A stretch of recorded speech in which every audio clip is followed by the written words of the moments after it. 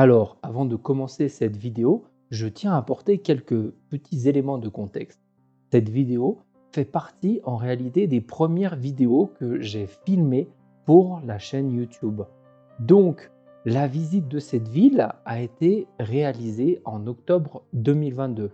À ce moment-là, j'avais pas vraiment les compétences techniques au niveau de la caméra, donc il est possible que la qualité de certains passages vidéo soit plus basse que d'habitude et je m'en excuse.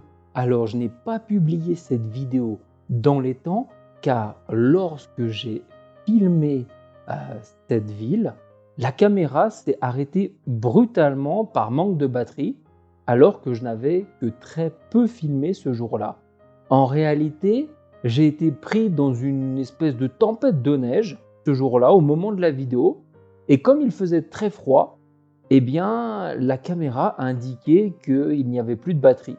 J'ai appris plus tard en fait qu'il suffisait juste de mettre les batteries dans ma poche pendant quelques minutes pour pouvoir reprendre la vidéo.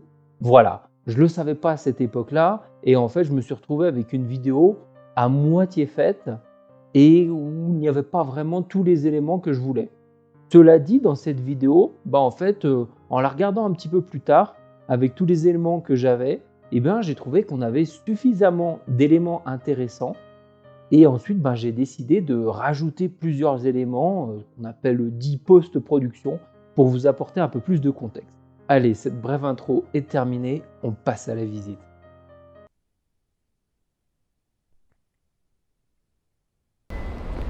Bonjour à tous, et nous arrivons sous la neige dans la ville de Zelenograd. Voilà, donc on est sorti de la gare et puis on va essayer d'aller se rapprocher un petit peu du centre par là-bas, là au milieu des panelka et des gratte-ciel qui ont été montés ici pour vous raconter un petit peu l'histoire de Zelenograd et pourquoi on est ici.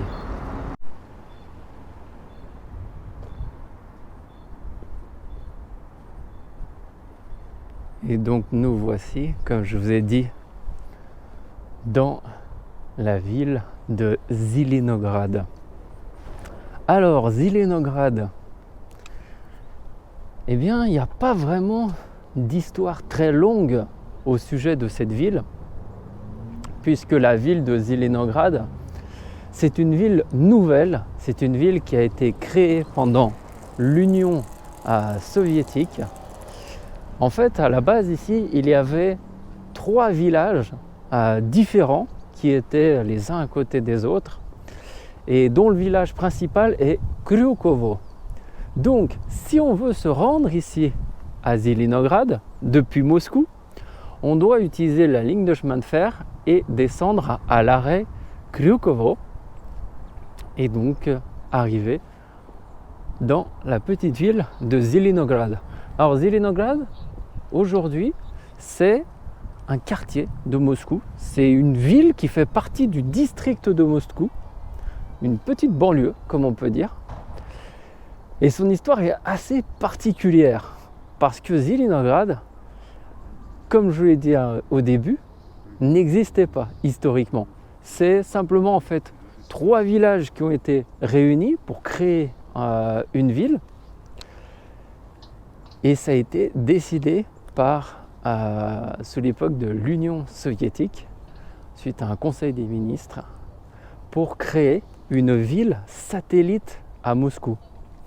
C'est-à-dire une petite ville au nord de Moscou. Alors le nom, Zelenograd, vient du mot Zielen, qui veut dire vert en russe. Et pourquoi vert? Parce que tout autour de Zelenograd, c'était la forêt. Et la ville en elle-même est, on va dire, assez bien gâtée en termes de parcs. Il y a pas mal de parcs et de verdure à Zelenograd.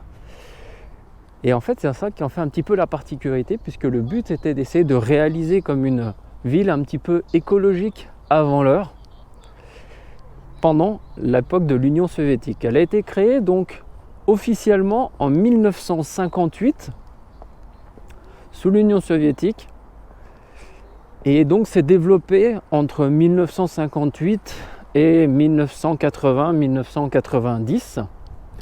Donc c'est pour cette raison que l'on ne peut pas avoir de centre historique de Zelenograd, on ne peut pas retrouver des places historiques. On peut retrouver peut-être quelques petits bâtiments en bois qui font partie du village de Kryukovo, mais la plupart des installations à Zelenograd, comme vous pouvez le voir, les bâtiments sont des bâtiments soviétiques, donc des panelka qui ont été faites à cette époque, sous la période donc, de Khrouchtchev, de Brejnev et d'autres.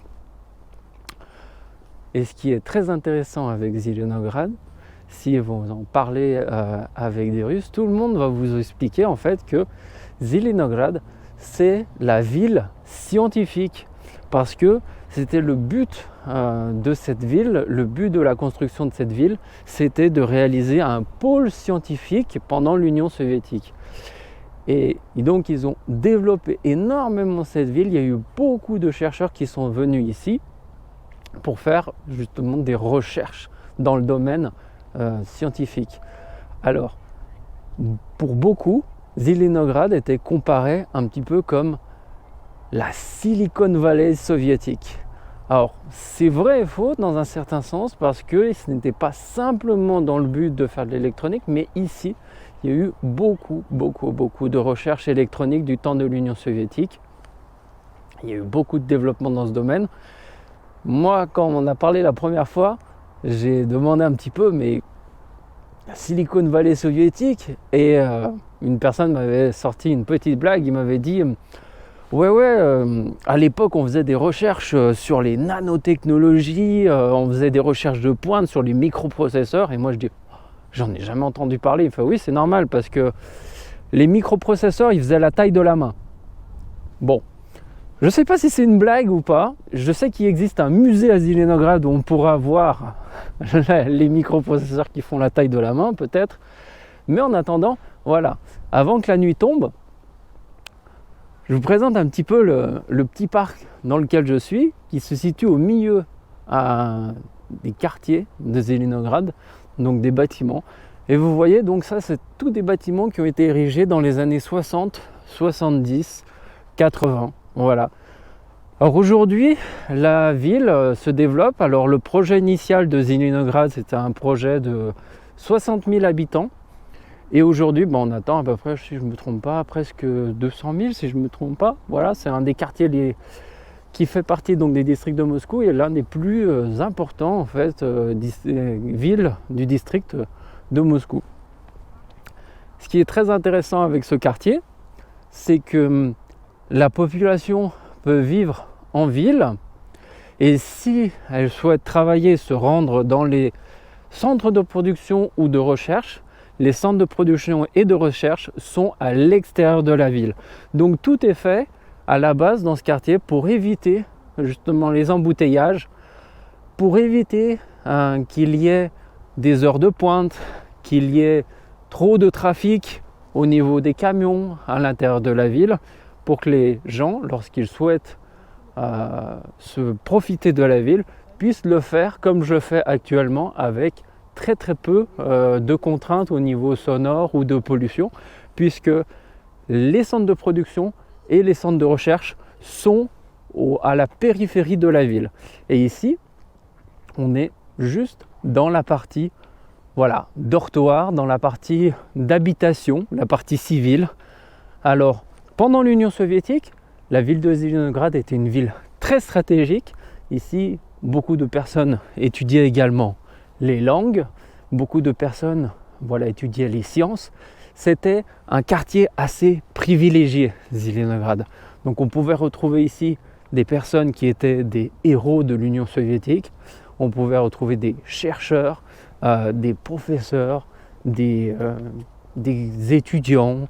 Voilà, donc c'était une ville assez intéressante de ce point de vue-là. Et j'avais vu un reportage qui expliquait que dans les années 70, l'âge moyen de la population qui habitait à Zelenograd était d'environ 28 ans. Donc c'est une population qui était assez jeune, beaucoup de personnes très orientées dans la recherche, qui faisaient donc de longues études, et qui se dédiait donc à des carrières de scientifiques pour l'Union soviétique. Alors voilà, on a fait un petit peu le tour donc du parc avec le quartier. Il y aura, comme vous le comprendrez, pas beaucoup de choses intéressantes à voir du point de vue historique, simplement de voir un petit peu à quoi ressemble Zelenograd aujourd'hui, à quoi ressemble la Silicon Valley soviétique, qu'est-ce qu'elle est devenue. Eh bien, qu'est-ce qu'elle est devenue aujourd'hui? Elle est devenue un petit quartier à part de Moscou qui se développe.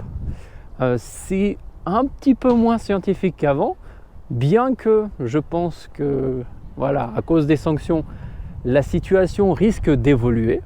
Mais voilà, on va avoir, c'est pas forcément que des scientifiques qui habitent ici.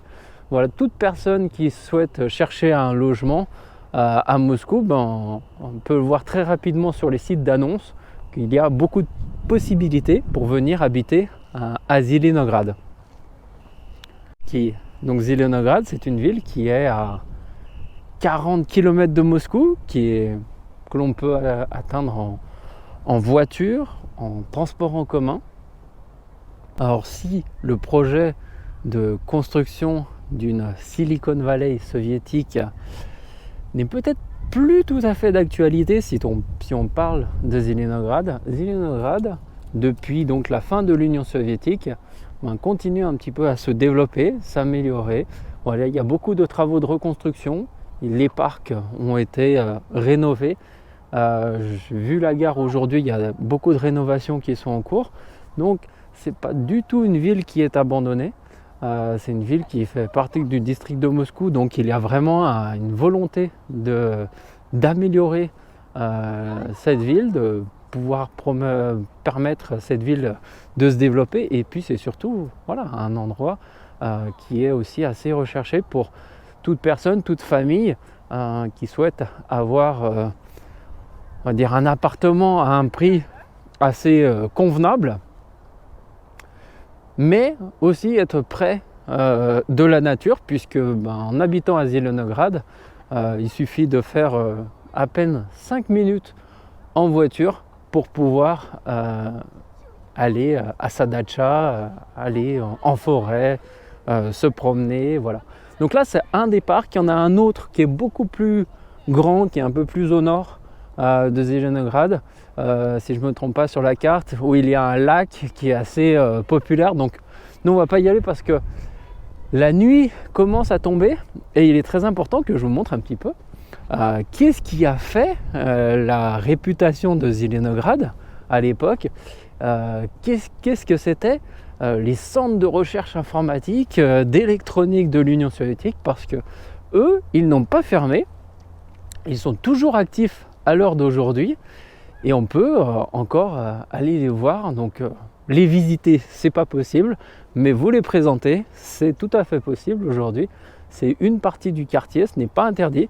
Et de mémoire, il y a un petit musée à proximité de ces centres où l'on peut voir les productions électroniques, l'histoire un petit peu de la production électronique pendant l'Union soviétique et la Russie ensuite.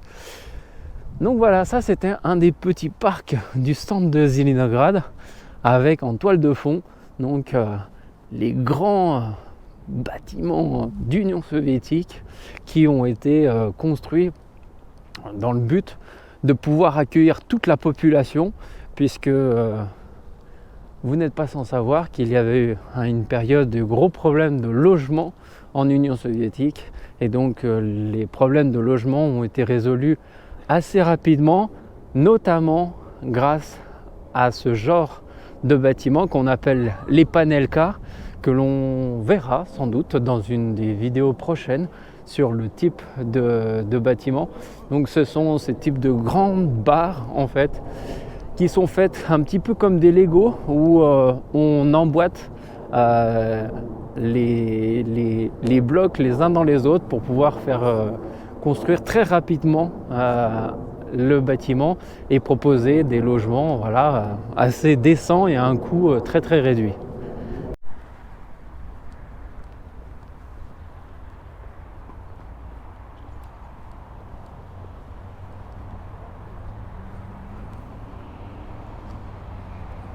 c'est vraiment la cité soviétique par excellence, quoi. On se tourne partout, tous les bâtiments sont presque tous les mêmes, ou alors le mode de construction est sensiblement le même. Il n'y a aucun bâtiment qu'on peut dire qui date de l'époque tsariste ou quoi que ce soit. On sent vraiment que c'était la cité complètement nouvelle, ultra moderne, qui est sortie de terre dans les années 50-60 et qui aujourd'hui continue de vivre et plutôt bien.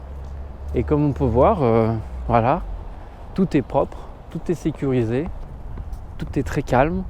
Alors c'est vrai qu'il fait un petit peu froid, je pense qu'en été ça doit être un peu plus animé, puis surtout là on est un dimanche soir, donc je pense que la majorité des gens ont bien autre chose à faire que de se promener dans le froid dans les rues.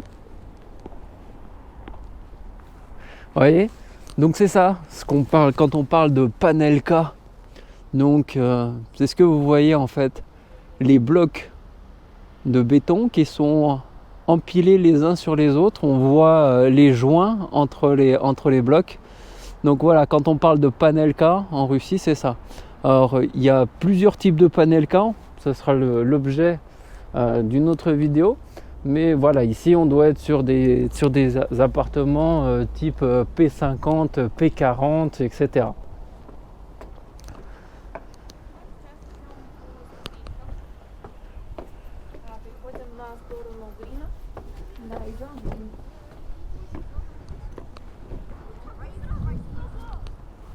Voilà, vraiment le paysage type d'une ville sous l'époque soviétique.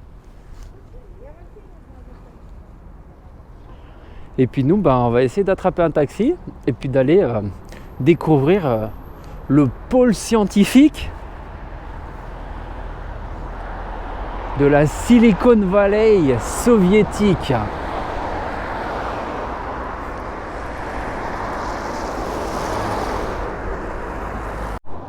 Ça y est, j'y suis arrivé avant que la nuit ne tombe. Donc voilà, nous voici juste à côté de MIT, Moskovski Institut Elektronik Techniki. Donc c'est l'université de recherche de technologie d'électronique, en électronique. Donc voilà, pour ceux qui sont intéressés à faire de la recherche dans le domaine d'électronique, d'étudier l'électronique en Russie, eh bien voilà l'université. Donc elle est fermée, on est dimanche, mais ici il y a énormément d'étudiants. Je crois qu'on a à peu près 4000 étudiants qui viennent chaque jour ici étudier l'électronique. Donc ça, c'est une université qui date vraiment depuis très longtemps, puisque c'est une de celles qui a été une des principales qui a été formée à Zilinograd, donc pendant la période donc de l'Union soviétique. Donc sa création, elle date de 1965. Voilà. Donc c'est à peu près pour la période de la création de cette ville. Voilà. Donc la ville a été créée en 58, l'université en 1965. Donc il y a eu ici d'éminemment grands scientifiques soviétiques qui ont étudié ici. Alors regardez en face, il y a pas mal de choses qui se construisent. Donc là, comme on est sur la partie un peu comme le polygone scientifique, je suppose que ça c'est quelque chose qui est lié à ce domaine. Et je ne sais pas si on peut bien voir sur la caméra parce qu'il commence déjà à faire sombre malheureusement. Mais voilà, donc une petite sculpture au centre, voilà des routes qui mènent justement au pôle scientifique. Voilà, un atome. Donc je crois que de mémoire, le nom de la sculpture c'est Le monde et l'atome. Et là, le grand bâtiment que vous voyez, c'est ça qui a fait la renommée de Zilinograd. C'est l'Institut de recherche en électronique Et on va essayer de s'en rapprocher. Donc il faut juste traverser la voie en fait, on va passer sous terre et essayer de voir un peu de plus près pendant que la météo nous le permet et qu'il ne fait pas encore trop sombre. Et donc voilà de plus près le grand centre de recherche en électronique de l'Union soviétique qui a fait la réputation de Zélinograd.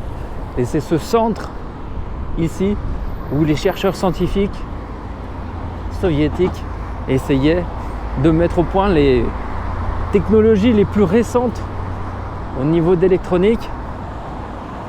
Et donc c'est là où se faisait la concurrence entre l'Union soviétique et les États-Unis. Voilà le bâtiment qui, à lui tout seul, essayait de concurrencer la Silicon Valley.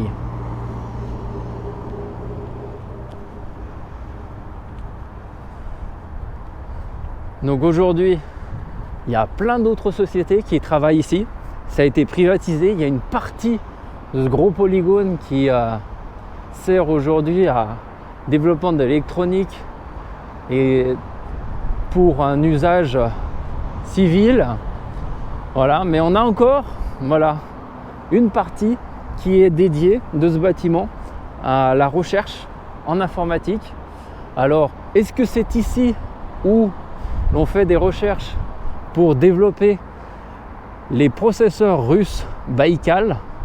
Parce que tout le monde connaît les processeurs Intel, AMD. On sait très bien également en France qu'il y a aussi une société qui fabrique des microprocesseurs. On connaît très bien la société d'électronique qui s'appelle ST Microélectronique. Eh bien, en Russie aussi, il y a des sociétés qui sont aujourd'hui dans l'électronique et qui développent des composants électroniques.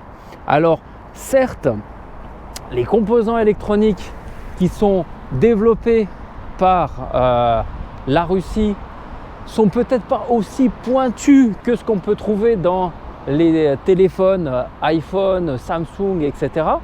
Mais les composants électroniques qui sont développés sont suffisamment puissants pour, par exemple, contrôler une voiture, contrôler un avion, contrôler un missile.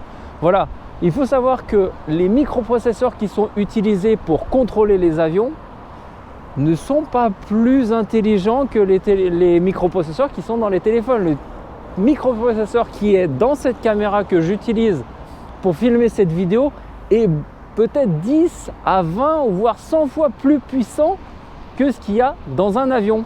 Donc, il y a énormément d'électronique qui est utilisée dans le quotidien et donc certaines parties de l'électronique que l'on utilise du quotidien en Russie va être développée en Russie pour assurer une certaine souveraineté dans le domaine électronique et pour pouvoir éviter de tomber dans les sanctions.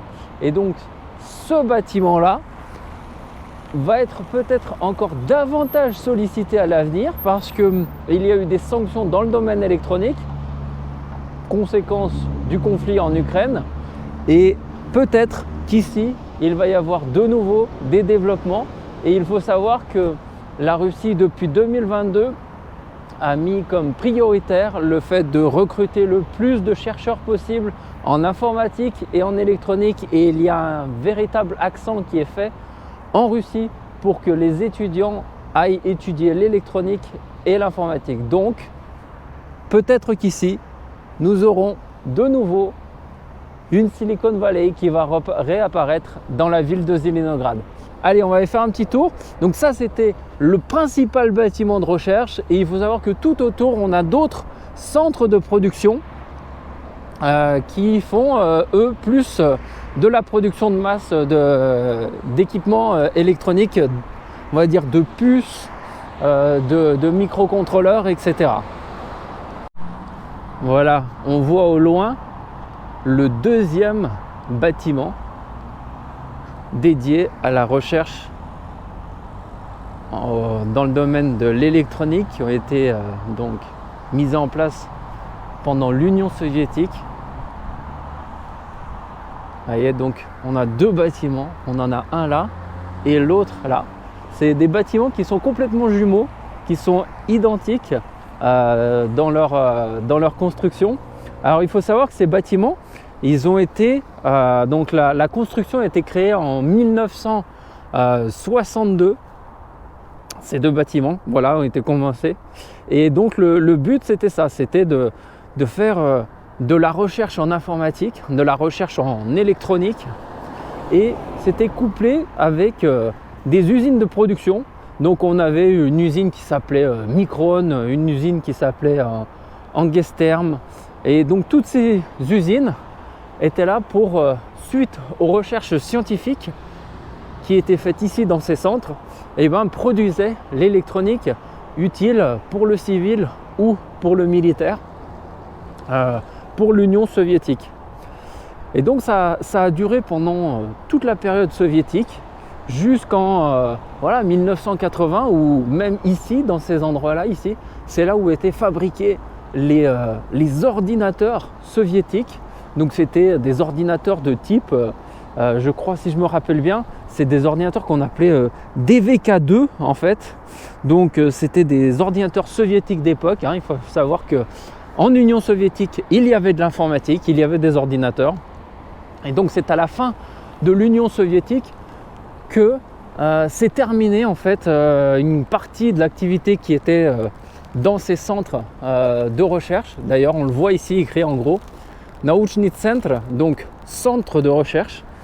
Et une partie a été rachetée par une société qui s'appelle AFK Sistema, et donc qui font du développement de microprocesseurs, qui font aussi du développement d'écrans à cristaux liquides ou d'autres éléments utiles pour l'électronique ménager.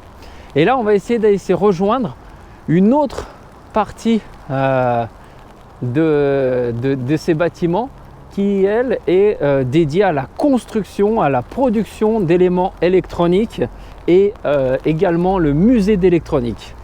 On est sous la neige, il y a une tempête de neige qui s'est levée et on va essayer de faire vite. Donc là, on a l'autre face du bâtiment de recherche. Et là en face, tous les bâtiments que l'on voit qui sont dans le sombre ici, ce sont les bâtiments de production. Ici on a pas mal d'usines de production qui sont juste à côté, voilà, qui font la production d'éléments électroniques en Russie. Et donc nous arrivons là devant le siège de Angstrom. Alors Angstrom, c'était une des sociétés à l'époque de l'Union soviétique qui produisait des semi-conducteurs. Donc tout ce qui est les puces électroniques, les microprocesseurs, etc. Eh bien c'était produit par la société Angstrom. Et aujourd'hui cette société existe toujours. Alors ce qu'il faut savoir, c'est que cette société, elle a été donc créée en 1963. Donc Zelenograd. Et c'est donc là que devait se terminer ma vidéo par manque de batterie. Alors, on va reprendre en ajoutant quelques vidéos d'époque en fond pour illustrer sur la vie de Zelenograd pendant la période soviétique. Nous parlions donc de la société Angstrom.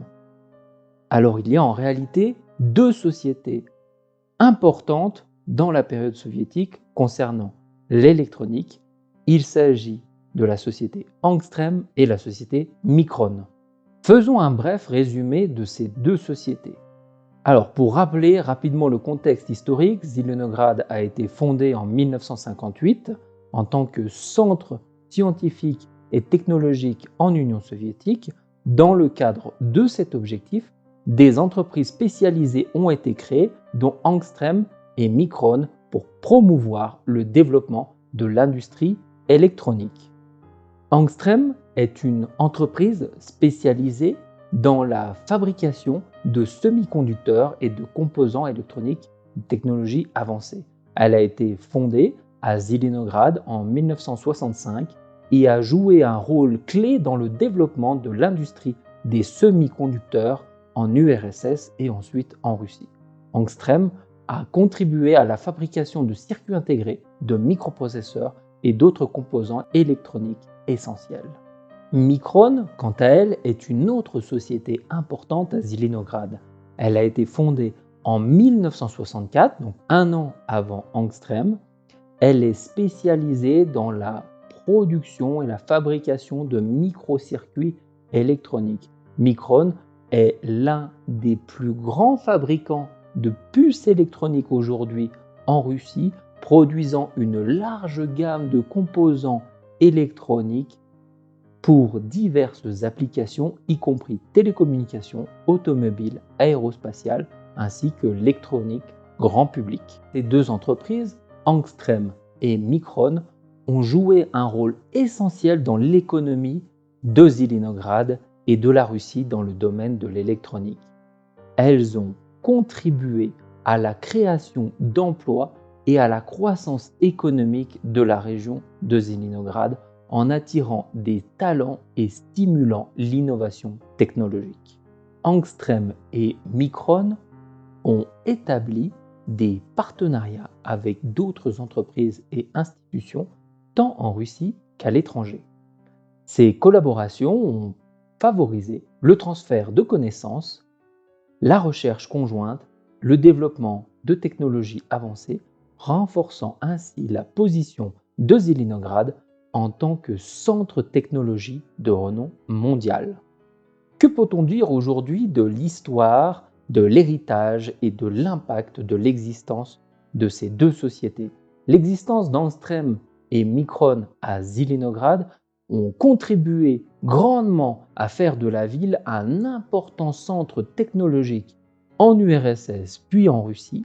Les réalisations dans le domaine de la fabrication de l'électronique ont eu un impact très significatif sur l'industrie soviétique, l'économie et le développement technologique de toute l'Union, et a par là même permis à l'URSS ainsi que la Russie de gagner en souveraineté dans le domaine de l'électronique de pointe. Alors, que produisent ces deux sociétés? Tout d'abord, Angstrom et Micron sont spécialisés dans la fabrication de ce que l'on appelle les circuits intégrés. Les circuits intégrés sont des dispositifs électroniques qui regroupent plusieurs composants, des transistors, des résistances, des condensateurs, sur une seule puce de silicium. Ces puces peuvent être utilisées dans diverses applications, notamment les télécommunications, l'électronique grand public, l'automobile, les appareils médicaux et bien d'autres. Angstrom et Micron produisent également toutes les deux des microprocesseurs depuis l'Union soviétique, qui sont tout simplement des unités centrales de traitement, ce qu'on appelle des CPU, utilisées pour les ordinateurs ou des systèmes embarqués. Les microprocesseurs sont responsables de l'exécution des instructions et du traitement des données dans un système informatique. Elles produisent également des mémoires, donc c'est des mémoires électroniques telles que des mémoires flash ou des mémoires dynamiques. Ces mémoires sont utilisées pour stocker des données numériques de manière temporaire ou permanente. Mais aussi, ces sociétés produisent d'autres composants dits des composants électroniques spécifiques tels que des capteurs, des convertisseurs analogiques numériques ou numériques analogiques, des circuits de gestion d'alimentation, des modules de communication sans fil, des circuits de commande. Alors, on ne va pas approfondir de manière très détaillée tous ces composants. Ma chaîne n'étant pas une chaîne dédiée à l'électronique, il y en a une comme Deus Ex Silicium qui est spécialisée dans ce domaine, sur laquelle vous pouvez apprendre davantage sur l'utilité de ces composants. Alors on peut se dire, pourquoi deux sociétés, surtout en Union soviétique, qui produisent la même chose? Est-ce qu'il existe une différence entre ces sociétés? Alors Angstrom et Micron, bien que toutes deux des entreprises spécialisées dans le domaine de l'électronique et basées à Zilinograd, ont des différences dans leur spécialisation et leur domaine d'activité. Je vais faire une brève description des principales différences entre ces deux sociétés. Parlons des spécialisations principales. Angstrom cette société se concentre principalement sur la fabrication de semi-conducteurs, de composants électroniques avancés. L'entreprise est spécialisée dans la production de circuits intégrés, de microprocesseurs et d'autres composants électroniques de haute technologie. C'est la société Angstreem qui a produit le premier microprocesseur soviétique en 1974. Micron, quant à elle, est spécialisée dans la fabrication de microcircuits électroniques. L'entreprise produit en réalité une large gamme de petites puces électroniques, notamment de circuits intégrés, spécialisés pour des diverses applications industrielles, médicales, automobiles ou électroniques grand public. Pour les domaines d'application, ils sont assez similaires, mais encore une fois, il y a quelques petites nuances, car les composants produits par Angstreem sont utilisés dans vraiment divers domaines, que ce soit la télécommunication, les systèmes informatiques, les réseaux, l'automobile, l'aérospatial, le militaire et d'autres secteurs nécessitant des technologies électroniques avancées. Micron développe des microcircuits électroniques qui ont également une utilité dans différents secteurs automobiles, de télécommunication, d'instrumentalisation médicale, les systèmes de contrôle aussi, et des autres dispositifs utilisés par le grand public. Alors on va prendre un exemple assez récent. On a entendu dans les médias qu'il y a eu des retards au niveau de la fabrication des passeports en Russie ces derniers temps, les passeports internationaux, parce que les puces électroniques qui sont à l'intérieur des passeports sont fabriquées par la société Micron. Donc ce qu'on peut dire, c'est qu'aujourd'hui, ces deux sociétés fonctionnent encore en Russie. C'est un héritage soviétique et qui perdure. Elles sont très actives dans le développement technologique. Ils font des puces en tout genre, que ce soit pour les cartes bancaires, pour les puces RFID, pour les passeports et même pour les équipements militaires. Et ces deux sociétés sont deux piliers très importants pour la souveraineté de la Russie dans le domaine de l'électronique. Ces deux sociétés sont toutes les deux sous le coup aujourd'hui de plusieurs sanctions occidentales et on se demande bien pourquoi. Donc pour résumer et faire simple, on a Angstreem qui développe de l'électronique plutôt de pointe et vraiment axée sur les microprocesseurs, et Micron qui fait de l'électronique plutôt grand public avec une très vaste gamme de puces. Alors, je vous ai dit que Angstreem était plutôt basé sur de la technologie de pointe, mais ça ne veut pas dire que les produits d'Angstreem ne se trouvent pas dans le public. Alors, effectivement, ils produisent plusieurs composants que l'on peut retrouver aujourd'hui assemblés dans des produits grand public. Aujourd'hui, bien évidemment, l'activité d'Angstreem est très orientée sur les systèmes de défense, les systèmes de communication propres à la Russie. Bien évidemment, suite aux sanctions, il y a un retour de l'activité d'Angstreem pour le grand public en Russie. Mais si on prend pour exemple la période soviétique, au début des années 80, la société Angstreem a produit le microprocesseur qui s'appelait K1801 VM1 que l'on a retrouvé ensuite dans des ordinateurs de l'époque produits en Union soviétique sous le nom de Electronica NC90. Et d'ailleurs, regardez plutôt. Alors, regardez un petit peu ce que j'ai.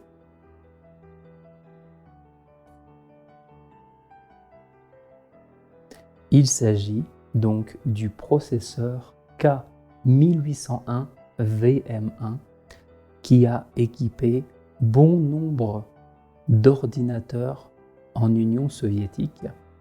Donc c'est un processeur, comme je vous ai expliqué, qui a été produit par la société Angstreem. Ici on voit d'ailleurs le petit logo, ça ne se verra peut-être pas trop à la caméra, mais voilà, c'est un logo soviétique, donc le même style que l'on a souvent la serpe et le marteau, et bien ici on a le serpe et le marteau avec la petite lettre T qui était donc typique pour la société Angstreem à l'époque. Voilà, donc ça, c'est un des processeurs qui a été développé donc à Zelenograd, au tout début des années 80 et qui équipait tous les ordinateurs modernes soviétiques de cette époque. Donc on peut encore en trouver quelques-uns aujourd'hui. Le problème, c'est que le nombre commence à réduire fortement car beaucoup de gens essayent de racheter ces composants-là essentiellement pour récupérer l'or qu'il contient parce que effectivement, je ne me souviens plus combien de grammes d'or il y a dans ce processeur. Et justement, on peut le voir ici parce qu'il n'a pas été utilisé. Donc on voit bien toutes ces petites broches en fait, qui attendent juste d'être soudées. Et vous voyez, eh bien, il y a beaucoup d'or sur ces broches et sur ces connecteurs. Et c'était vraiment très utilisé à l'époque et aujourd'hui très recherché par certains pour pouvoir récupérer l'or sur ces éléments.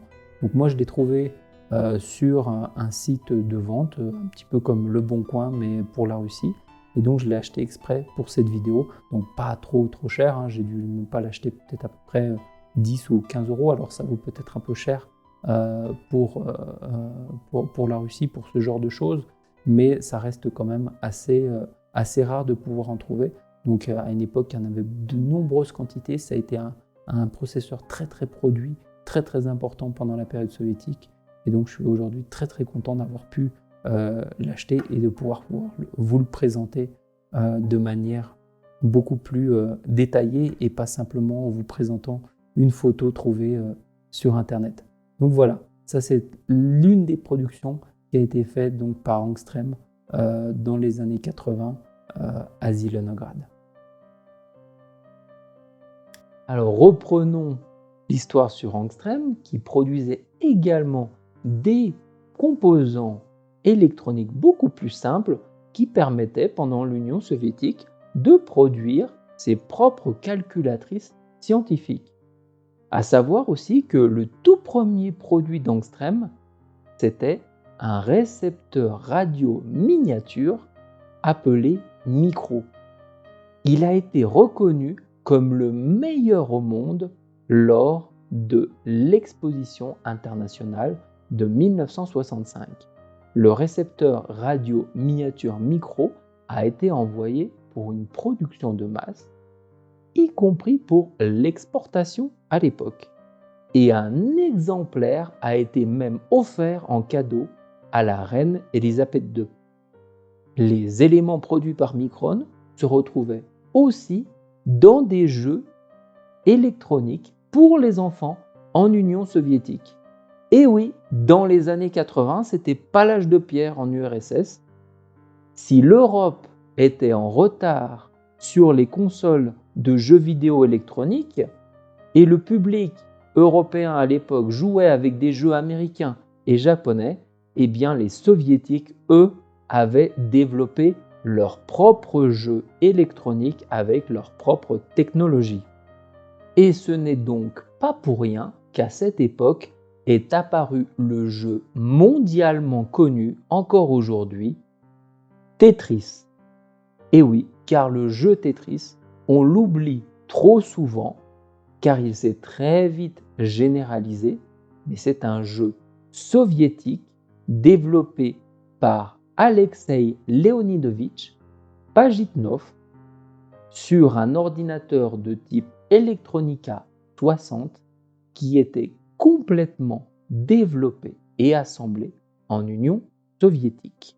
Alors on ne va pas raconter toute l'histoire de Tetris car ça nécessiterait une vidéo entière, mais vous comprendrez ainsi que même si l'électronique soviétique n'a pas été très souvent abordée comme une réussite majeure de l'URSS, eh bien, dans les années 60 jusqu'à 90, il n'y avait pas seulement le Japon et les USA dans le développement de l'informatique et de l'électronique, et Tetris en est un bien bel exemple et un des nombreux héritages des avancées technologiques de l'URSS dans ce domaine.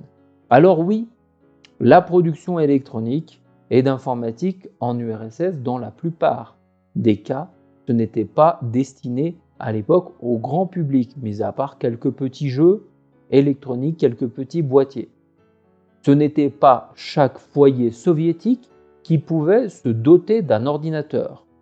Et ce n'était d'ailleurs pas le cas aussi en France et aux États-Unis dans les années 80. Mais ces ordinateurs produits en Union soviétique étaient accessibles dans les entreprises d'État pour du travail, dans des universités, des bibliothèques et des laboratoires.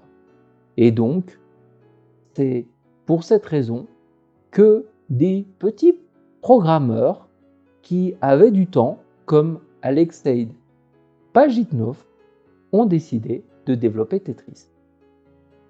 Cette présentation sur Micron et Angstrom étant terminée, revenons maintenant à l'essentiel, à l'origine de la ville de Zilinograd.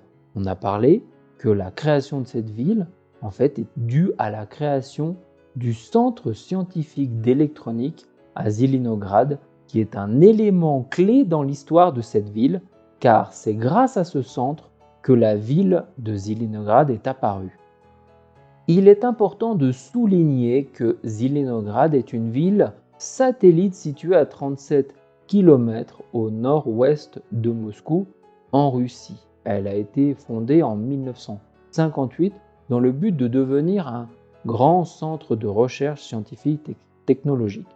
Selon les informations que j'ai pu trouver, on aurait dit qu'à cette époque, Nikita Khrouchtchev était allé en Finlande et aurait vu un modèle qui l'aurait intéressé, à savoir que la ville de Helsinki aurait eu à cette époque une petite ville satellite dédiée au développement technologique, et cela l'aurait inspiré pour faire de même et créer la ville de Zilinograd.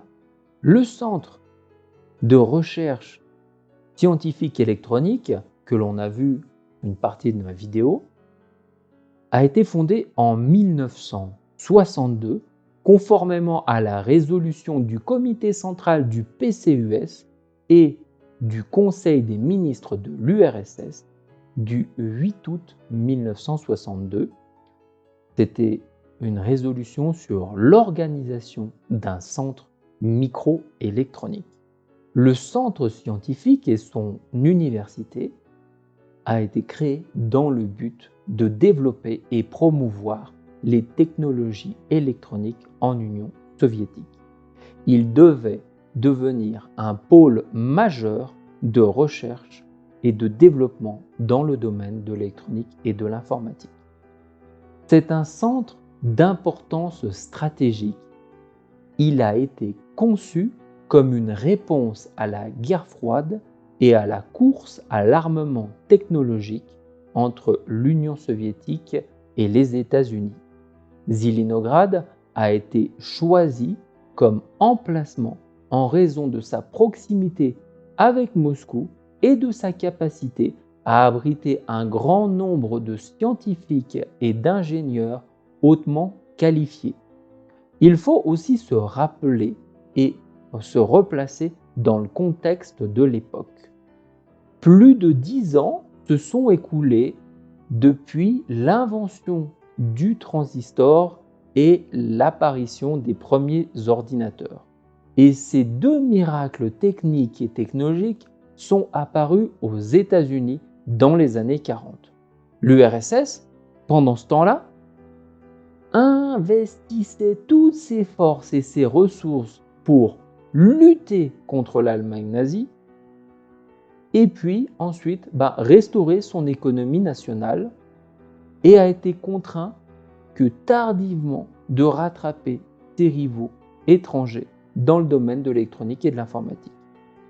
Et bien que le premier ordinateur est arrivé en URSS en 1953 et que les transistors aient commencé à être produits à échelle industrielle, les Américains ont fait une véritable percée scientifique et technique dans les années 50, qui n'était pas le cas pour l'Union soviétique. Le centre de recherche de Zilinograd a donc été créé pour pallier à cette défaillance du système soviétique. Donc, il a été créé pour concentrer ses activités sur plusieurs domaines clés de l'électronique tels que les semi-conducteurs, les dispositifs optoélectroniques, les composants électroniques, les circuits intégrés et bien d'autres. Les chercheurs de ce centre ont réalisé des avancées significatives dans tous ces domaines, contribuant ainsi au développement technologique de l'Union soviétique. Où l'URSS avait le plus de retard, c'était dans la production de microcircuits. Et ce retard de départ avec les États-Unis était de 10 ans en 1963, car en effet, la société américaine IBM disposait déjà d'une usine automatique pour leur production. Mais déjà, dans les années 1970, soit 10 ans plus tard, selon les données américaines, on a pu constater que l'URSS, à ce moment-là, n'avait plus que 2 ans de retard avec les États-Unis. Et parfois même, l'URSS était en avance sur les Américains. C'était le cas notamment, par exemple, avec le montage au laser de résistance. Et ce qu'il y a d'intéressant avec ce centre d'innovation technologique de Zilinograd, c'est qu'il y avait une véritable intention de la part des dirigeants de l'époque à vouloir développer une intelligence artificielle. Les scientifiques ont conçu à l'époque un système capable d'apprendre à résoudre des problèmes simples, c'est-à-dire reconnaître des images, de la parole et de coder des informations ainsi que de calculer des trajectoires en mouvement. Pour la première fois dans la pratique mondiale de l'électronique, des technologies de convergence y ont été testées avec lesquelles ont travaillé des spécialistes de différentes professions. C'était notamment des physiciens, des programmeurs, des mathématiciens, des biologistes, des neurochirurgiens et bien d'autres personnes. Et cette volonté de développement d'intelligence artificielle en URSS vient du physicien Vitali Ivanovitch Taferev, qui dirigeait à l'époque l'Institut et qui a convaincu les dirigeants de l'URSS de l'importance de travailler sur des projets de réseaux de neurones pour permettre à l'URSS de créer un système de défense antimissile basé sur la convergence des micro- et biotechnologies. À l'heure où nous parlons aujourd'hui régulièrement d'intelligence artificielle, il faut imaginer que c'était déjà un sujet sur lequel travaillaient les ingénieurs soviétiques il y a presque 70 ans. Et ce sont donc un grand nombre d'ingénieurs soviétiques extrêmement talentueux qui ont pris part à ces travaux de recherche sur le centre de Zilinograd. Alors pour soutenir toutes ces activités de recherche, ce centre a été doté d'infrastructures modernes, notamment de laboratoires, d'usines de production, de logements pour les scientifiques et leurs familles, ainsi que d'installations éducatives. Et là, on revient à notre fameuse université que l'on avait vue au début, qui se situe juste à côté du centre et qui a été ouvert en parallèle pour pouvoir former l'élite des ingénieurs soviétiques en électronique. Et c'est aussi pour ça qu'il y a eu d'étroites collaborations qui ont été établies avec toutes les universités soviétiques, des instituts de recherche et des entreprises spécialisées à travers toute l'URSS. Le centre de Zilinograd a joué un rôle majeur dans le développement de l'industrie électronique en URSS. Il a formé de nombreux ingénieurs et scientifiques talentueux, contribuant ainsi à la croissance économique et technologique de ce pays.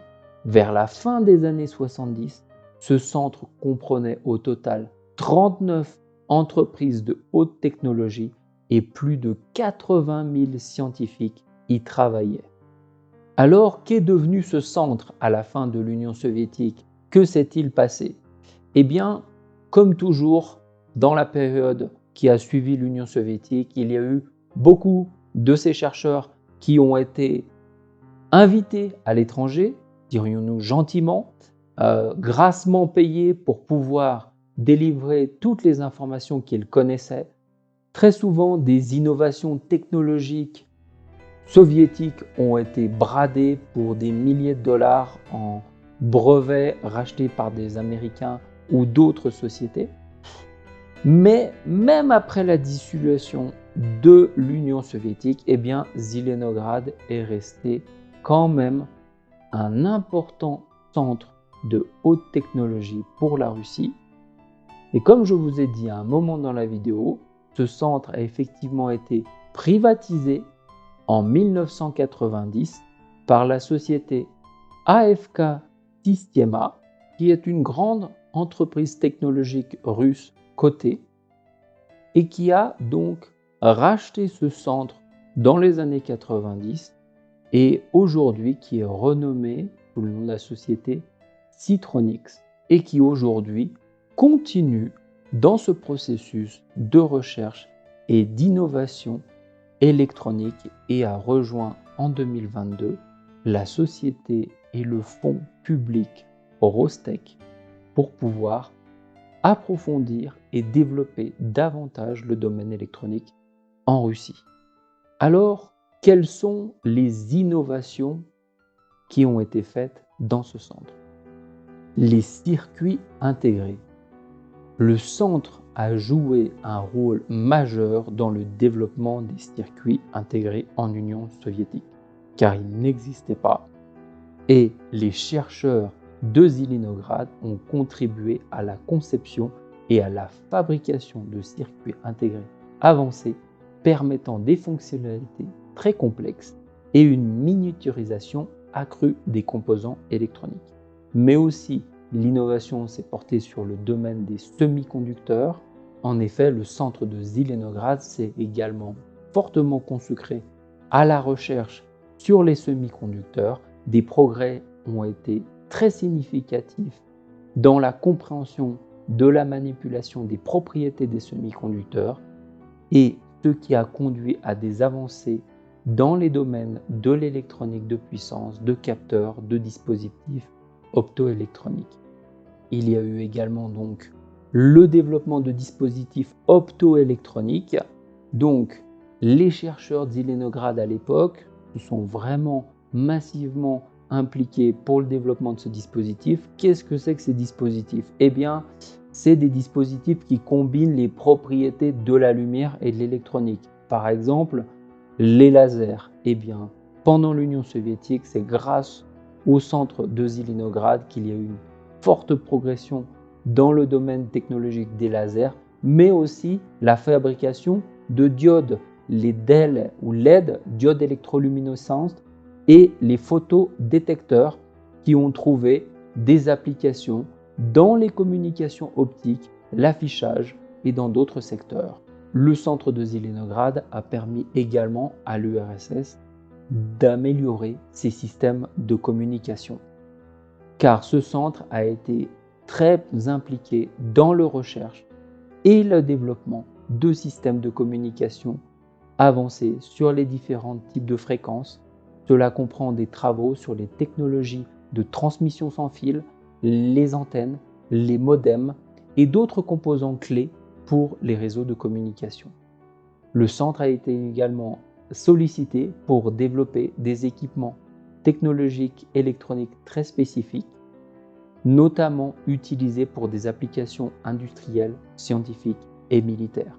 Cela comprend des instruments de mesure, des systèmes de contrôle, des dispositifs de sécurité et d'autres solutions technologiques sur mesure répondant aux besoins spécifiques des secteurs industriels et scientifiques. Voilà, ma petite présentation sur l'origine et l'histoire de Zelenograd se termine. J'espère que grâce à cette petite vidéo, de vous avoir un peu éclairé sur la ville de Zelenograd, cette fameuse Silicon Valley soviétique et peut-être future Silicon Valley russe.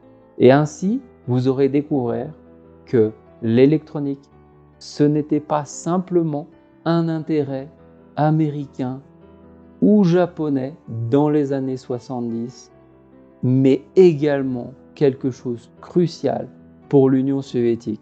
Bien évidemment, ce n'était pas toujours dans une optique de grand public, il y avait surtout une optique de sécurité et militaire pour l'Union soviétique à cette époque, mais cela a permis également à l'Union soviétique de faire un véritable bond technologique et toutes les innovations qui ont été faites dans le domaine de l'électronique qui étaient pour une utilité militaire ont eu une importance aussi dans le civil.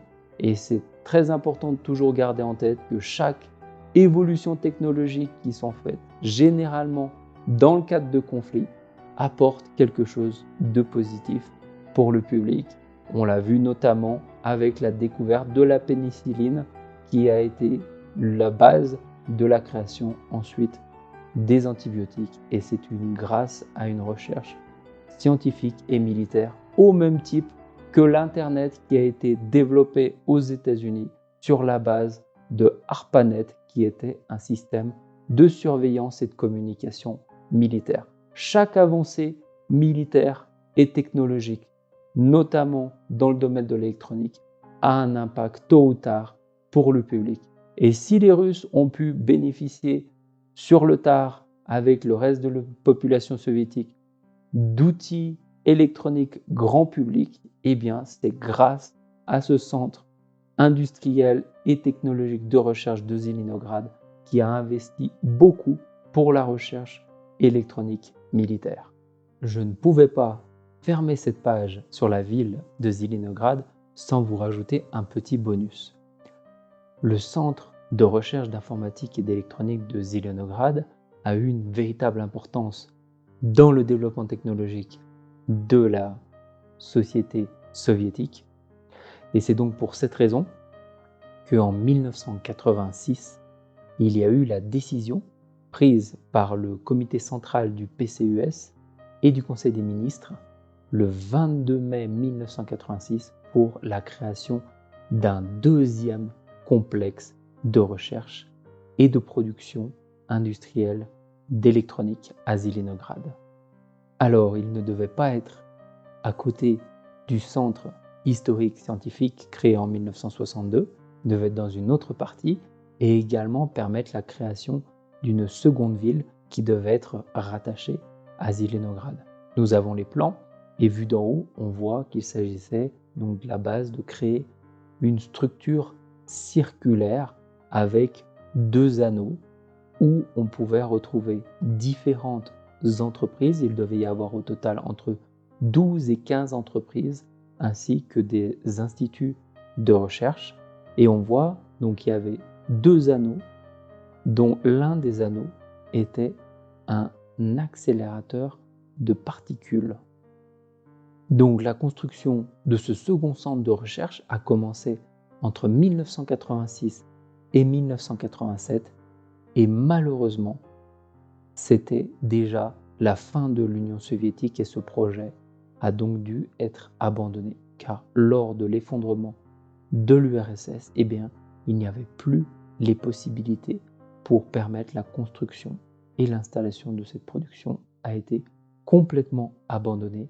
Et donc pendant de nombreuses années, en allant à Zilinograd, on pouvait voir ce projet de centre scientifique, électronique et d'informatique complètement à l'abandon. On voyait simplement quelques petits bâtiments, quelques petites structures. Et finalement, eh bien, ces ruines ont été commencées petit à petit à être rasées en 2019-2021. Car aujourd'hui, il y a un nouveau projet de création d'un quartier dortoir à sa place. Donc c'est un petit épisode un peu triste dans l'histoire de Zilinograd de ne pas avoir pu avoir un second centre. Cependant, comme vous avez pu le voir dans la vidéo lorsque je vous présente l'université d'électronique et le bâtiment historique d'innovation de Zilinograd, je vous ai dit que au loin, à côté du rond-point où il y a la sculpture, de nombreux bâtiments sont en cours de construction. J'ai pu y aller par moi-même sans filmer et effectivement, c'est une nouvelle partie du centre des recherches technologiques et des usines qui sont en cours de développement. C'est très sécurisé, c'est impossible de filmer, c'est un site super surveillé. Pour y accéder, c'est uniquement par des caméras avec détecteurs de reconnaissance faciale.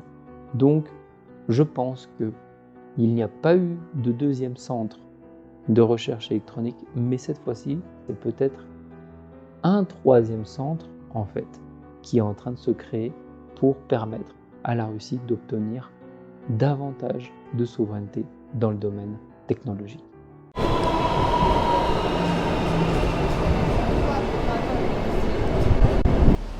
Et bien c'est donc ici que se termine notre vidéo sur Zelenograd, la Silicon Valley soviétique. Alors j'espère que vous aurez appris pas mal de petites choses intéressantes. C'était la Silicon Valley soviétique. Aujourd'hui c'est devenu une ville un petit peu comme une autre, mais avec une spécialité scientifique.